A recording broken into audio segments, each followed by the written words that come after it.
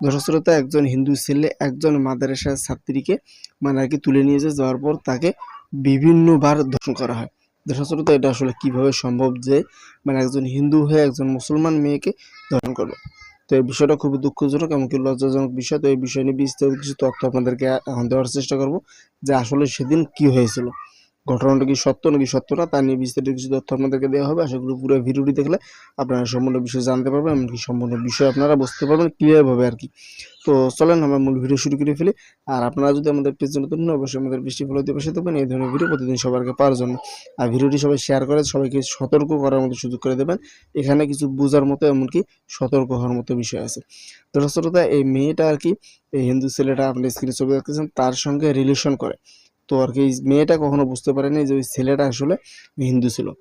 ছেলেটা জানতো যে মেয়েটা মুসলিম ছিল, কিন্তু তারপরেও তা জানা সত্ত্বেও তা মানে আর কি সে তার সঙ্গে রিলেশন করে। তো রিলেশন করার এক পর্যায়ে আর কি এই মেয়েটা যখন ছেলেটার সঙ্গে দেখা করে, তো দেখা করার এক পর্যায়ে আর কি এই ছেলেটা আর কি এই মেয়েটাকে অন্য একটা জায়গায় নিয়ে যায়।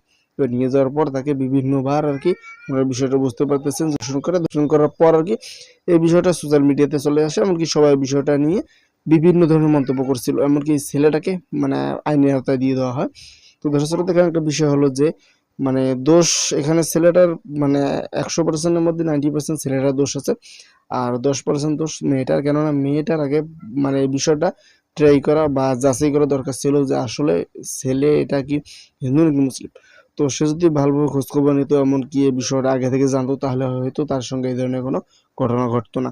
তো যারা রিলেশন করবেন তো অবশ্যই এই বিষয়গুলো যাচাই করার চেষ্টা করবেন, এমনকি ছেলেটাকে দেখবেন, বা যদি মেয়ে হয়ে থাকে তা মেয়েটাকে দেখবেন যে আসলে সেটা অন্য ধর্মের নাকি আমাদের নিজের ধর্মের। দর্শক শ্রোতা, ওই সময় যদি মেয়েটা যাচাই করতো তাহলে হয়তো তার সঙ্গে এই ধরনের ঘটনা ঘটতো না। তো আপনারা এই বিষয়টা নিয়ে যদি কিছু বলার থাকে অবশ্যই কমেন্ট করে জানাতে পারেন। আর ভিডিওটি কিছু মানে শেয়ার করবেন যেন সবাই ভিডিওটি দেখে সতর্ক হতে পারে। তো এখানে অনেক কিছু বোঝার মতো বিষয় ছিল। তো ভিডিওটি শেয়ার করবেন, দেখা হবে নতুন কোনো ভিডিওতে। আল্লাহ হাফেজ।